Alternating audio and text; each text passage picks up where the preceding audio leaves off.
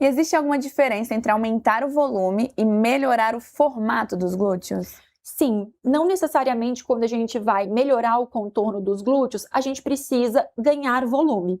Muitas vezes a gente vai ter pontos estratégicos de preenchimento, qual a gente vai ganhar esse contorno glúteo sem volumizar. Da mesma forma que eu posso ganhar volume sem ter um formato específico. Por exemplo, pacientes muito malhadas, elas não gostam, muitas vezes, daquele glúteo muito redondo, porque elas acabam se sentindo um pouco mais gordas, vamos assim dizer, Entendi. nas regiões laterais. Então, o glúteo dessas pacientes normalmente aparenta mais um glúteo masculino do que um glúteo Olha, feminino. não sabia, legal. Sim. Legal. Agora, muitas mulheres têm o chamado hip dip, falei certo? Falou certíssima. Que é a depressão lateral. É possível corrigir essa região também com preenchimento? Perfeito. É muito comum a gente ter esse perfil de paciente, até pacientes mais jovens, Saori. Né? A minha paciente mais jovem que eu preenchi até hoje, claro que estava acompanhado dos pais, isso foi muito bem alinhado, ela tinha 15 anos, né? Então, é uma região que a gente sabe que isso tem realmente um biotipo corporal, então tem pacientes que têm e tem pacientes que não têm. Essa região, normalmente, a gente não tem musculatura, então o que normalmente preenche essa região, muitas vezes, é a distribuição da gordura. Então, para essa região, por exemplo, a gente não tem uma prótese que consiga preencher de fato a região, então acaba se optando ou pelo preenchimento de gordura ou realmente pelos preenchedores, principalmente o ácido hialurônico. E esse afundamento que dá é justamente por não ter nenhuma estrutura ali que vai preencher mesmo? Exato. Olha, eu não sabia. Em mulheres que malham muito, essa depressão costuma acentuar ou não tem nada a ver com academia? Sim, muitas vezes a paciente, conforme ela vai diminuindo o percentual de gordura dela, essa depressão vai ficando ainda mais evidente. Quais resultados podem ser esperados de forma realista? Porque eu vejo que tem muitas pessoas também que têm muito medo de vou preencher, vou ficar igual a Graciane Barbosa. Inclusive, quando eu falava assim, vou preencher, não, vai ficar exagerado demais. As pessoas tendem a achar que sempre vai ser demais, porque uma ou outra pessoa gostou e porque teve vontade de ter daquele jeito, né? A gente tem que entender que é um gosto da pessoa. É porque ela ficou com um bumbum muito volumoso que todas vão ficar. Por que você acha que as pessoas ficaram com essa tendência de pensamento? Eu gosto de fazer uma analogia que nem a gente teve da questão do preenchimento facial, né, da harmonização facial. Hoje, ainda temos muitos pacientes com receio de fazer uma harmonização facial, justamente porque eles associaram a uma imagem negativa e que gerou um padrão. Né? Nós mulheres, principalmente brasileiras, nós somos famosas e conhecidas pelo bumbum brasileiro. Sim. Então associa que realmente quando a paciente pensa em preencher o glúteo, vai ficar algo artificial e algo desproporcional. Mas eu explico que para a gente chegar nesse resultado não é do dia para a noite, e sim uma construção.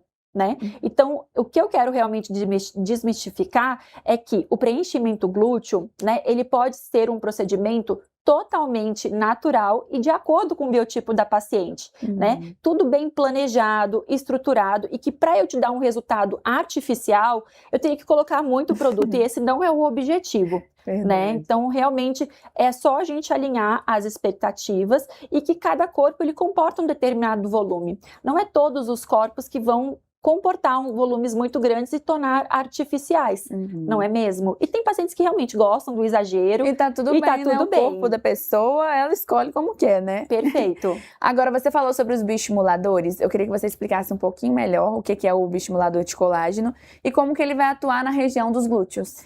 Maravilha.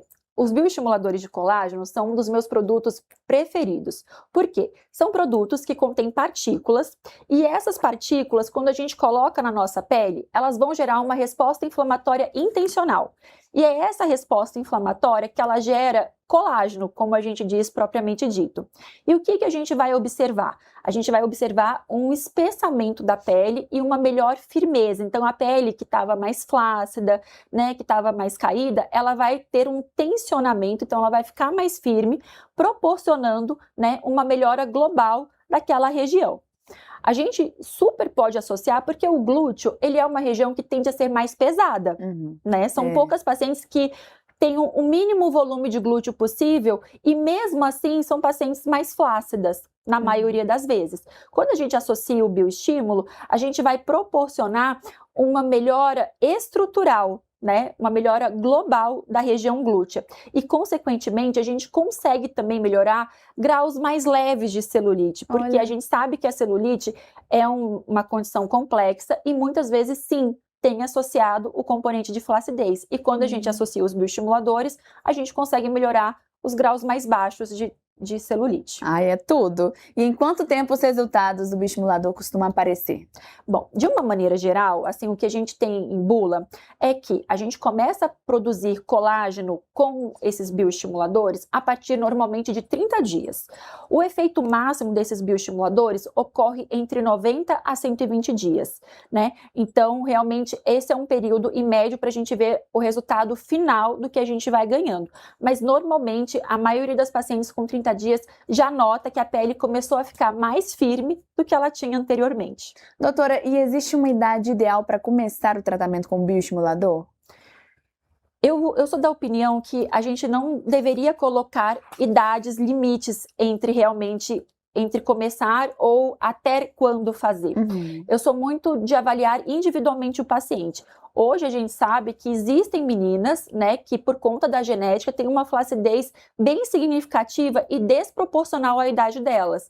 Então, por exemplo, se eu atendo uma paciente de 15 anos que tem uma flacidez mais significativa, isso não me impede de fazer e de iniciar o tratamento com bioestimuladores nessa paciente. Então, precisa ser conversado, precisa ser avaliado cada caso e a gente precisa pensar não só na estética, mas também na autoestima e em como essa mulher se enxerga. Porque a gente começa muito cedo Sim. a se observar, né, e a entender como o nosso corpo ele funciona e o que realmente a gente muitas vezes não gosta. E é uma idade muito determinante, assim, porque é quando a gente está se descobrindo mesmo como mulher, e aí vem muitas críticas, às vezes a pessoa fica com insegurança e não coloca um biquíni, né, a menina ali de seus 14, 15 anos, 16, e aí isso vai gerando uma dificuldade até para paquerar, para conhecer os meninos, para ficar à vontade. Perfeito. Então a gente tem que entender muito bem, né, a dor desse paciente, o que está acontecendo. Eu amei sua posição e é sobre isso mesmo, a gente conversar e entender quando cabe em cada caso, né? Com certeza. Agora, você falou aí da celulite. Por que a celulite é tão complicada de tratar? A celulite, como eu te falei, ela é uma doença, né, bem complexa. Por quê? Antigamente, a gente imaginava que a celulite era só por conta nós somos mulheres e temos, e o homem não tem celulite. E a gente restringia principalmente pela disposição do tecido de gordura na pele. Nós mulheres, o nosso tecido, ele é mais vertical. E o dos homens é mais horizontal. Isso faz com que, por exemplo, quando eles ganham peso, eles ganham mais em forma de bloco. Nós fazemos em formas de picos e vales, que vai promovendo essa alteração irregular, esse aspecto mais em casca de laranja que nos incomoda. Só que depois os outros estudos mais atuais mostram que a gente tem outras influências no favorecimento ao surgimento da celulite. Por isso que tem mulheres que têm mais e mulheres que têm menos, né? A gente tem questões genéticas, questões hormonais, questões de hábitos de vida, né? E até mesmo de próprios processos inflamatórios. A principal causa da celulite, se a gente resume única e exclusivamente a estética, é a gente ver que tem um furo na pele.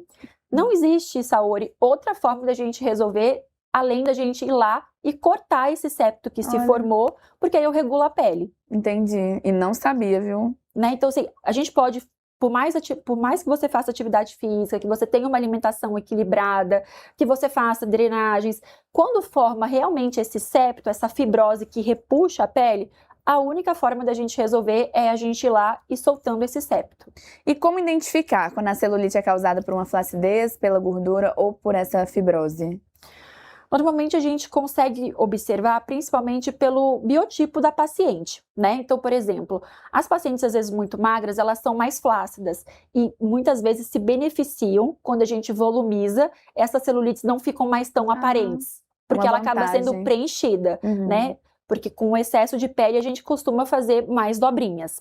Quando é por gordura, a gente entende ali como um todo a paciente que ela tem pontos de acúmulos de gordura muito maiores em determinados pontos. A gente tende a concentrar mais a gordura, principalmente em culotes, glúteos e pernas, né? Então a gente vê que tem ali, né, muitas vezes a paciente está associado a um sobrepeso, ou ela está realmente mais inflamada, que faz com que a gente perceba que tem essa desproporção. E da fibrose é quando a gente já tem o furo marcado, né? E aí não tem outro jeito além da gente ir lá e soltar esse septozinho.